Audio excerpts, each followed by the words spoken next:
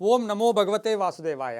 ನಿತ್ಯಭಕ್ತಿ ಕಾರ್ಯಕ್ರಮಕ್ಕೆ ಸುಸ್ವಾಗತವನ್ನು ಕೋರುತ್ತಾ ನಾವು ಜೀವನವನ್ನು ಸುಗಮವಾಗಿ ನಡೆಸ್ತಾ ಇರ್ತಕ್ಕಂಥ ಸಂದರ್ಭದಲ್ಲಿ ಕಾಗೆ ಏನಾದರೂ ಮನೆಯೊಳಗೆ ಹೋಗಿದ್ರೆ, ಕಾಗೆ ಮನೆ ಮೇಲೆ ಕೂತ್ಕೊಂಡಾಗ, ಕಾಗೆ ಮನೆ ಹತ್ರ ಬಂದಾಗ, ಕಾಗೆ ಬಾಗಿಲ ಹತ್ರ ಬಂದಾಗ, ಕಾಗೆ ಎಲ್ಲೋ ಒಂದು ಕಡೆ ನಿಮ್ಮ ಮನೆ ಹಿಂಭಾಗದಲ್ಲೋ ಮುಂಭಾಗದಲ್ಲೋ ಎಲ್ಲೋ ಒಂದು ಕಡೆ ಕಾಗೆ ಬಂದು ಕುಳಿತುಕೊಂಡು ಹೋಗುತ್ತೆ ಅಥವಾ ಬಂದು ಮನೆಯೊಳಗೆ ಕೊಟ್ಟೋಗುತ್ತೆ ಅಂದಾಗ ಸಾಮಾನ್ಯವಾಗಿ ಪ್ರತಿಯೊಬ್ಬರೂ ಸಹ ಒಂದು ಯಾವ ಮಟ್ಟಕ್ಕೆ ಅಂದರೆ ಒಂದು ಅತಿರೇಕದ ಮಟ್ಟದಲ್ಲಿ ಯೋಚನೆ ಮಾಡಿ ನಮಗೇನೋ ಆಗೋಗ್ಬಿಡುತ್ತೆ, ಅಥವಾ ನಮ್ಮ ಮನೇಲಿ ಏನಾದರೂ ಮೃತ್ಯು ಆಗುತ್ತಾ, ಅಥವಾ ನಮ್ಮ ಮನೆಗೆ ಏನಾದರೂ ತೊಂದರೆ ಆಗುತ್ತಾ, ಅಥವಾ ನಾವೇನಾದರೂ ಎಲ್ಲರೂ ಕೂಡ ಏನಾದರೂ ನಮಗೆ ಕಷ್ಟ ಸಿಗುತ್ತಾ ಅಂತಕ್ಕಂಥದ್ದೇ ಯೋಚನೆ ಮಾಡೋದು ಜಾಸ್ತಿ.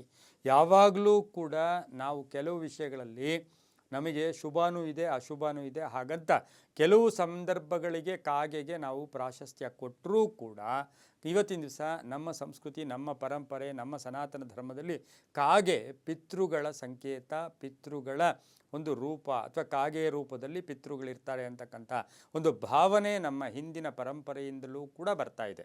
ಹಾಗೆಯೇ ಇವತ್ತಿನ ದಿವಸ ನಾವು ಯಾವುದೇ ಒಂದು ಪಿತೃ ಕಾರ್ಯಗಳು ಮಾಡ್ತಾ ಇರ್ತಕ್ಕಂಥ ಸಂದರ್ಭದಲ್ಲಿ ಕಾಗೆಗೆ ಆಹ್ವಾನ ಕೊಡ್ತೀವಿ, ಬಾ ಬಾ ಅಂತ.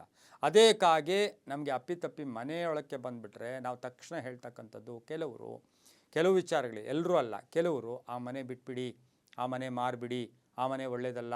ಸಪೋಸ್ ಏನೋ ಒಂದು ಸಣ್ಣ ಉದ್ಯೋಗ, ಸಣ್ಣ ವ್ಯಾಪಾರ, ಚಿಕ್ಕ ವ್ಯಾಪಾರ, ಸಣ್ಣ ವ್ಯಾಪಾರ ಮಾಡ್ತಾ ಇರ್ತಕ್ಕಂಥ ವ್ಯಕ್ತಿ, ದಿನಗೂಲಿ ವ್ಯಕ್ತಿ ಏನೋ ಅಪ್ಪಿತಪ್ಪಿ ಸಾಲ ಮಾಡಿ ಒಂದು ಅಪಾರ್ಟ್ಮೆಂಟ್ ತೊಗೊಂಡಿರ್ತಾನೆ, ಅಥವಾ ಎಲ್ಲೋ ಪುಟ್ಟದಾಗಿ ಮನೆ ಮಾಡ್ಕೊಂಡಿರ್ತಾನೆ, ಅಥವಾ ಹಳ್ಳಿಗಳಲ್ಲೇ ಆಗಲಿ ಇಡೀ ಪ್ರಪಂಚದಲ್ಲೇ ಆಗಲಿ ಆ ಮನೆಗೆ ಸಡನ್ನಾಗಿ ಇದ್ದಕ್ಕಿದ್ದಾಗೆ ಒಂದು ಕಾಗೆ ಬಂದು ಹೊರಟೋಗುತ್ತೆ ಅಂದಾಗ ನಾವು ಪ್ರಾಶಸ್ತ್ಯ ಕೊಡ್ತಕ್ಕಂಥದ್ದು ಬೆಳಗಿನ ಬ್ರಾಹ್ಮಿ ಮುಹೂರ್ತಕ್ಕೆ, ಮಧ್ಯಾಹ್ನದ ಅಭಿಜಿನ್ ಮುಹೂರ್ತಕ್ಕೆ, ಸಂಧ್ಯಾಕಾಲದ ಗೋಧೋಳಿ ಮುಹೂರ್ತಕ್ಕೆ ಪ್ರಾಶಸ್ತ್ಯ ಕೊಡ್ತೀವಿ. ಅದೂ ಸಹ ಆ ವ್ಯಕ್ತಿ ಮನೆಯ ಯಜಮಾನನ ಜಾತಕವನ್ನು ಅನುಸರಿಸಿ ಹೇಳಬೇಕಾಗಿರುತ್ತೆ ಹೊರತು ಸುಮ್ಮನೆ ಕಾಗೆ ಬಂದ ತಕ್ಷಣ ಮನೆ ಬಿಡೋ ಅವಶ್ಯಕತೆ ಇಲ್ಲ.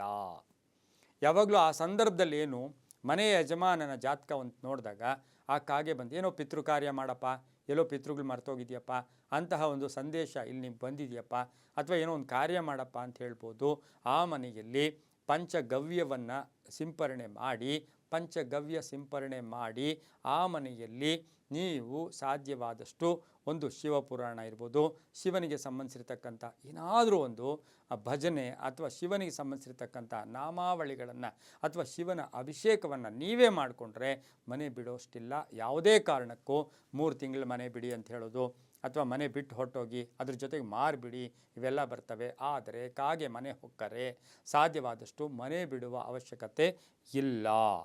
ಹಾಗಾಗಿ ಇದು ನಮಗೆ ಸೂಚನೆ ಕೊಡುತ್ತೆ, ಇದೊಂದು ಸಂದೇಶ. ಯಾಕೆಂದರೆ ಎಷ್ಟೋ ಜನ ನಮಗೆ ಫೋನ್ ಮಾಡಿ ಕೇಳ್ತಾನೆ ಇರ್ತಾರೆ, ಗುರುಗಳೇ ನಮ್ಮ ಕಾಗೆ ಬಂದೋಯ್ತು, ಮನೆ ಮುಂದೆ ಬಂತು, ಕಿಟಕಿ ಒಳಗೆ ಬಂದುಬಿಡ್ತು, ಮನೆಯೊಳಗೆ ಬಂದು ಹೊರಟೋಗಿದೆ, ನಾವು ಈಗ ಮನೆ ಬಿಡಬೇಕು ಅಂದರೆ ನಮ್ಗೆ ದಾರಿ ಇಲ್ಲ, ತಂದೆಗೆ ಆರೋಗ್ಯ ಸರಿ ಇಲ್ಲ, ಅಥವಾ ತಂದೆ ರಿಟೈರ್ಡ್ ಆಗಿದ್ದಾರೆ, ಅಥವಾ ಅಣ್ಣ ರಿಟೈರ್ಡ್ ಆಗಿದ್ದಾರೆ, ಇನ್ನೂ ಪುಟ್ಟ ಮಕ್ಕಳಿದ್ದಾರೆ, ಇಂಥ ಸಂದರ್ಭ ಎಲ್ಲ ಇದೆ. ಆದರೆ ಎಲ್ಲ ಸಂದರ್ಭಕ್ಕೂ, ಎಲ್ಲ ಕಾಲಕ್ಕೂ, ಎಲ್ಲ ಶಾಸ್ತ್ರ, ಎಲ್ಲ ಧರ್ಮ ಎಲ್ಲವನ್ನು ಹೀಗೆ ಅಂತ ಹೇಳಿಲ್ಲ, ಅಲ್ಲಿ ಮಾರ್ಪಾಡುಗಳು ಕೂಡ ಇದೆ ಅಂತ ಹೇಳ್ತಾ ಕಾಗೆ ಮನೆಗೆ ಬಂದಾಗ ಸಾಧ್ಯವಾದಷ್ಟು ಮನೆ ಬಿಡುವ ಅವಶ್ಯಕತೆ ಇಲ್ಲ ಅಂತ ಹೇಳ್ತಾ ಸರ್ವೇ ಜನ ಸುಖಿನೋ ಭವಂತು, ಸಮಸ್ತ ಸನ್ಮಂಗಳಾನಿ ಭವಂತು.